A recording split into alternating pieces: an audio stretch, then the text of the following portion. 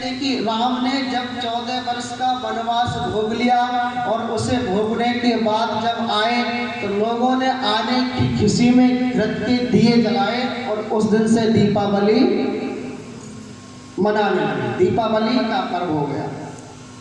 ऐसा पौराणिक कहानियों में मान्यता है, प्रचलन हो रहा है। लेकिन मैं निवेदन करना चाहूँगा, कवि क्या कहता है, जग में महान आत्मा आती कभी कभी और भूले हुओं को रास्ता बतलाती कभी। वो ठीक है, राम आए, उनके आने पर लोगों ने खुशी जाहिर की और घृत के दिए जलाए होंगे, लेकिन ये कहना बिल्कुल असत्य है कि राम के आने पर ही उससे पहले दीपावली का पर्व मनाते ही नहीं थे। पर ऐसा नहीं, वेदों में तो सृष्टि की आदि काल से हमारा ये पर्व चला आ रहा है। और क्या कहता है, असतो माँ सद्गमय तमसो माँ ज्योतिर्गमय। परम पिता परमात्मा हमारे जीवन के अंदर जो अज्ञान है, जो अंधकार है, उस अज्ञान रूपी अंधकार से निकाल करके हमें प्रकाश की तरफ लेके चले। और आप देखें, जब जीवन में कोई एक बुराई आ जाती है तो जीवन फिर पतन की तरफ चलता है, और जीवन में अच्छाई आती है तो जीवन हमारा कुंदन बन जाता है। बहुत सुंदर बात कही है, अगर वैदिक धर्म का दुनिया में प्रचार हो जाए तो हकीकत है नहीं संशय सुखी संसार हो जाए। हवन संध्या हो घर घर में। ये पंक्ति मुझे याद आ रही थी जब बहन जी यज्ञ का गीत गा रहे थे। हवन संध्या हो घर घर में, सुगंधि से भवन महके, मुक्त रोगों से हर प्राणी बाहर परिवार हो जाए। अगर वैदिक धर्म का दुनिया में प्रचार हो जाए तो हकीकत है नहीं संशय सुखी संसार हो जाए। हवन संध्या हो घर घर में, सुगंधि से भवन महके। दिल्ली में क्या हुआ था, मां से धर्मपाल जी ने कहा, दिल्ली में एक बार चिकनगुनिया डेंगू जैसे बहुत बुखार की प्रगति से फैल गया। उन्होंने कहा, इस बीमारी से बचना चाहते हो तो मैं अपनी तरफ से घी सामग्री निःशुल्क दे रहा हूँ। चौराहे पर पार्कों में बैठ करके, अपने घरों में बैठ करके वेद की ऋचाओं से हवन करो, अगर इससे छुटकारा चाहते हो, बचना चाहते हो तो। और ऐसा ही नहीं, सर सैयद अहमद खां जो अलीगढ़ यूनिवर्सिटी का संस्थापक रहा, ऋषि दयानंद से उसका संपर्क हुआ और संपर्क होने के पश्चात बहुत सारी वार्तालाप ऋषि दयानंद से उसके हुए। उसने भी प्रश्न किए, लेकिन उसकी सारी शंकाओं का समाधान किया। शंकाओं का समाधान किया। यज्ञ के विषय में उससे कुछ वार्तालाप हुआ, तो शंका थी, उसका समाधान किया उस महापुरुष ने। और कहा कि जो संसार में अपने लिए जीता है ऐसे व्यक्ति का नाम अमर नहीं होता है, तो दूसरों के लिए जीता है ऐसे व्यक्ति का नाम अमर हो जाता है। आज कोई धन का दान कर रहा है, कोई समय दान दे रहा है। और महर्षि स्वामी दयानंद सरस्वती ने कहा है, दुनिया के लोगों, अगर संसार में अमर होना चाहते हो तो अपने जीवन में श्रेष्ठ कार्य करो, क्योंकि जीवन में जब बुराई आती है तो जीवन में कभी उन्नति को प्राप्त नहीं कर सकते। मैं निवेदन करना चाह रहा था, झेलम के अंदर जो वो व्यक्ति आया था, आप सबने सुना होगा, हृदय पटल पे बात जम जाती। कभी कभी स्वामी जी का प्रवचन जब शुरू होने के लिए जा रहा था, ये हाथ जोड़ करके कहता है, स्वामी जी मैं एक गीत सुनाना चाहता हूँ। स्वामी जी ने कहा, ठीक है, गीत सुनाइए। इसने गीत गाया। बीच बीच में स्वामी जी कहते हैं, वाह बहुत सुंदर, वाह कमाल कर दिया। जब गीत गाकर के नीचे आया, आर्य समाज की स्टेज थी, विद्वानों को, श्रोताओं को अच्छा नहीं लगा और कहने लगे, इसके जीवन में तो बहुत बुराइयां, इसका जीवन व्यवहार शून्य है, ऐसे व्यक्ति को मंच पर समय दिया। खैर कोई बात नहीं, कार्यक्रम हुआ। स्वामी जी से कहा, स्वामी जी जब आपने इस व्यक्ति को मंच पर समय ही देना था तो किसी से पूछ लेते, इसके बारे में जानकारी दे देता कोई न कोई आपको। क्यों, क्या हुआ कि इसका तो खान पान ठीक नहीं, रहन सहन ठीक नहीं है, व्यवहार शून्य व्यक्ति है और ये केवल गाना ही जानता है, इसके पास और कुछ नहीं है। स्वामी जी ने कहा, ठीक है।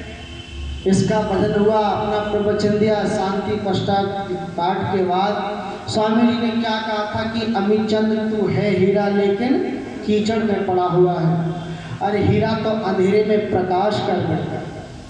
हीरा जो होता है अंधेरे में प्रकाश कर देता है। तो हीरा है कीचड़ में पड़ा हुआ है, अरे हीरा बन के दिखाना। बस इसके अटैक सा कर गया वो शब्द, और घर जा कर के आप देखेंगे बैठ कर के चिंतन करता है, मैं हीरा हूँ, कीचड़ में पड़ा हूँ, हीरा ही बन के रहूँगा। जीवन में सारी बुराइयों को त्याग दिया और संकल्प लिया, मैं आज से कोई गलत कार्य नहीं करूँगा। और वो व्यक्ति धीरे धीरे धीरे धीरे इतना बड़ा विद्वान बना, उसने कविताएं भी लिखी। आज सब मिलकर गीत गाओ उस प्रभु के धन्यवाद। देश और विदेशों में जाकर के फिर उसने प्रचार किया। वो अमीचंद नाम का व्यक्ति एक शब्द से बदल जाता है। कितना पतित व्यक्ति था, दुनिया के जितने भी गंदे कार्य होते हैं सब कार्य अपने जीवन में करता था, लेकिन जीवन में अच्छाई नहीं थी। एक शब्द उसको लग गया और कहता मैं हीरा मैं कीचड़ में। सन्यासी ने क्या बोला है, हीरा ही बन के रहूंगा। और वो आप देखेंगे हीरा बन गया, वो हीरा बन गया। तमाम कविताओं को लिखता है, भजन भी गाता है और दुनिया में उसका नाम अमर हो जाता है। कवि ने वो सुंदर कहा है, जग में महान आत्मा आती कभी कभी और भूले हुए को रास्ता बतलाती कभी कभी। अरे जीवन में न भगवान की भक्ति है, न परोपकार है, न देश और धर्म का काम है, ऐसा जीवन किस काम का। और कवि ने बड़े प्यारे शब्दों में लिखा है, कहना चाहता है कवि,